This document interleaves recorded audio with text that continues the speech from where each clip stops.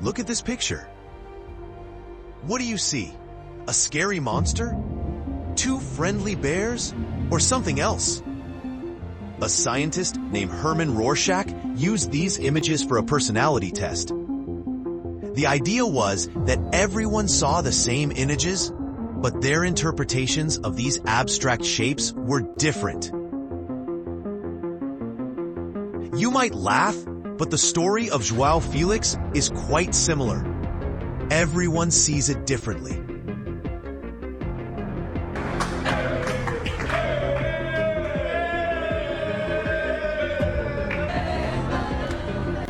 The 25-year-old Portuguese player made the biggest headline move on the final day of the January transfer window. After playing for Atletico, Barca, and Chelsea, Milan is now Joao's fourth club in 3 seasons.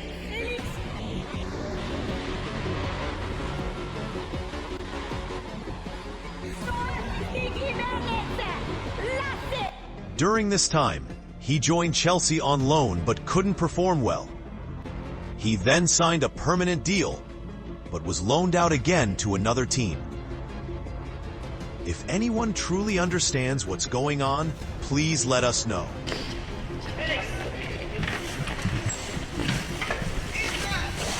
He's the 4th most expensive player in football history, yet he can't settle anywhere. Every fresh start for him turns into another mistake. A player who was once compared to Johan Cruyff when he emerged in Portugal is now just a shadow of the future star Benfica once had.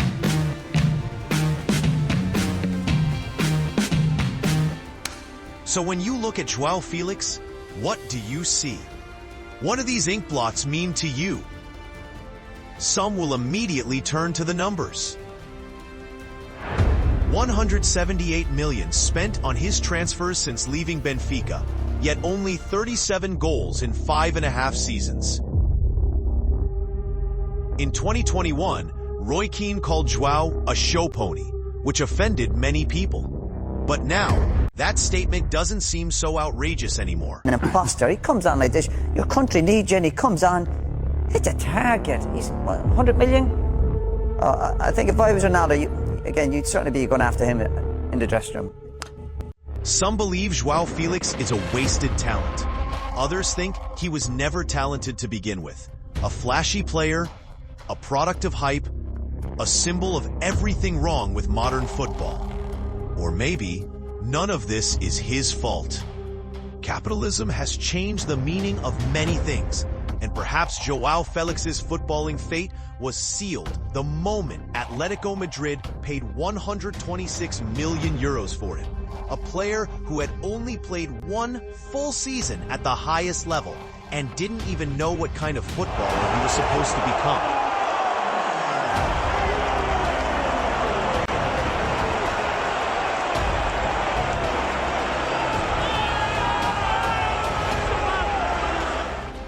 Could Joao have stopped that transfer? Could he have insisted on joining Manchester City instead of Atletico, a team better suited to his playing style? Probably not. From that point on, he was seen more as a luxury asset than a practical star. A valuable commodity passed around among Europe's elite clubs, used once to facilitate Conor Gallagher's transfer, another time to help Chelsea reduce their wage bill.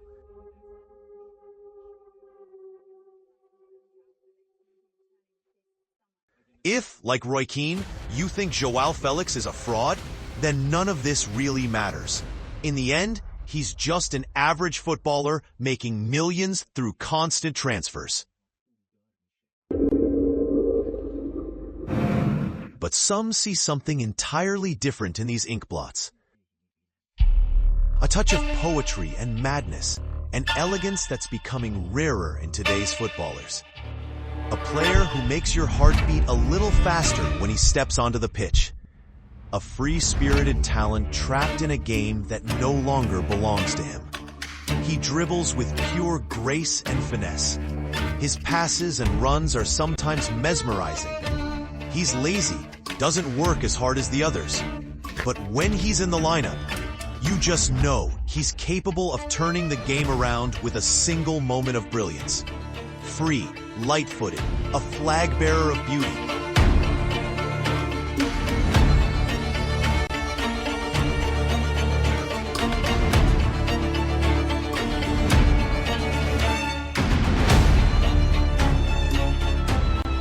In some ways, a throwback to the Portuguese and Italian stars of the 90s.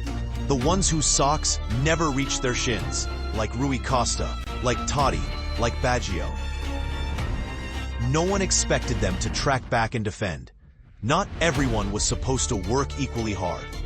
Would you ask Picasso to sand your floors?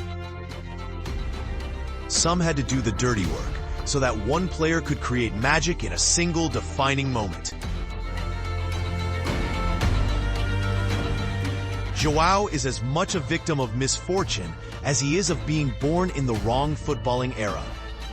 He's shown at Barcelona last season, but the club's financial struggles denied him a permanent move. At Chelsea, he ran into a wall named Cole Palmer and never secured a starting spot. Maybe if he hadn't had that massive contract at Atletico, if he hadn't been labeled a superstar so soon, he could have been the focal point of a smaller club, a team built entirely around him. But things never went the way they were supposed to. Now, in the middle years of his career, the Portuguese star has moved to Milan, hoping for stability, hoping for better days, to the place where his footballing idol, Kaká, once reached his peak. Will the day come when we remember Joao Felix wearing the Rossoneri shirt? It's time for the final Rorschach test.